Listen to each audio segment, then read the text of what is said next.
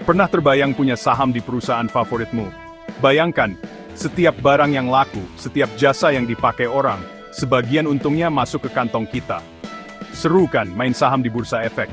Bursa saham itu seperti pasar besar, tempat perusahaan yang butuh modal ketemu investor yang mau tanam modal. Jual beli saham tiap detiknya, nentuin nilai perusahaan dan untungnya investor. Grafik yang naik turun itu kayak detak jantung ekonomi, nunjukin optimisme dan kekhawatiran pasar. Nggak heran, banyak yang tertarik main saham, dari pengusaha hebat sampai anak muda yang pintar investasi. Tapi, di balik angka dan peluang yang ramai, ada sisi lain yang harus kita hati-hati.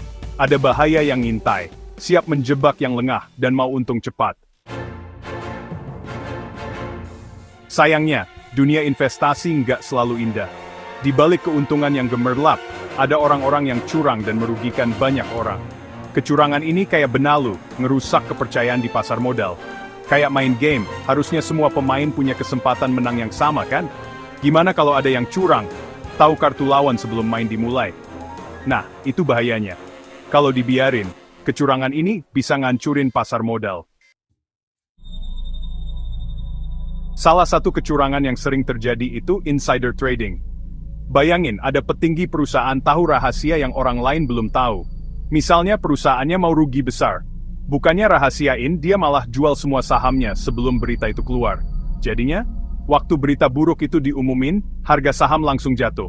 Investor lain yang nggak tahu apa-apa, apalagi investor kecil, jadi rugi besar. Kasihan kan? Kecurangan lainnya itu manipulasi harga.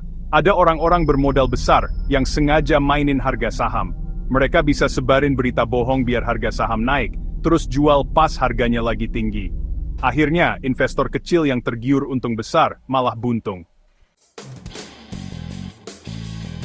Kasus manipulasi pasar pernah terjadi di Indonesia. Salah satunya kasus PT Kertas Basuki Rachmat tahun 1999. Perusahaan ini ketahuan nipu laporan keuangan buat menarik investor. Akibatnya parah, orang-orang jadi nggak percaya lagi sama pasar modal Indonesia, dan ekonomi kita jadi goyah. Hal yang sama juga terjadi di Amerika Serikat, kasusnya perusahaan energi Enron.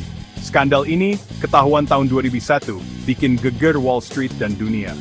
Enron ketahuan nipu laporan keuangan, bikin investor rugi miliaran dolar. Gimana caranya biar kita nggak kena jebakan kayak gitu? Pertama, jangan mau untung cepat dan serakah. Jangan gampang tergiur janji untung besar dalam waktu singkat. Ingat pepatah, high risk, high return. Resikonya besar, untungnya juga besar. Tapi bisa juga ruginya besar. Kedua, cari tahu dulu sebelum investasi. Pelajari perusahaannya, produknya, dan keuangannya. Jangan cuma lihat harga sahamnya aja. Ketiga, hati-hati sama berita heboh yang belum tentu benar. Cari tahu dulu kebenarannya dari sumber terpercaya. Investasi itu kayak nanam pohon, butuh waktu dan sabar untuk nikmatin hasilnya. Zaman sekarang, teknologi kayak AI dan Big Data itu bisa jadi pedang bermata dua. AI bisa bantu investor analisis data pasar lebih cepat dan tepat. Big Data juga kasih kita info yang lebih banyak dan lengkap. Tapi, teknologi canggih ini juga bisa dipakai buat kejahatan yang lebih canggih dan rapi. AI bisa dimanipulasi untuk mainin harga saham otomatis, dan Big Data bisa disalahgunakan untuk sebarin berita bohong banyak-banyak. Biar pasar modal aman dari kecurangan, semua pihak harus kerjasama. OJK punya peran penting untuk awasi dan hukum pelaku kejahatan di pasar modal. Tapi, aturan aja nggak cukup. Semua yang terlibat di pasar modal harus sadar dan punya etika, mulai dari investor, perusahaan, sampai analis dan media. Investor harus pintar dan bertanggung jawab saat investasi. Jangan mau untung cepat, dan hindari manipulasi. Perusahaan juga punya tanggung jawab besar untuk jujur dan terbuka. Laporan keuangan harus dibuat jujur dan sesuai kenyataan. Semua info penting harus dikasih tahu ke publik, jangan ada yang disembunyiin. Media juga penting untuk kasih info yang benar ke publik. Jangan sebarin gosip atau berita bohong yang bikin pasar panik atau heboh.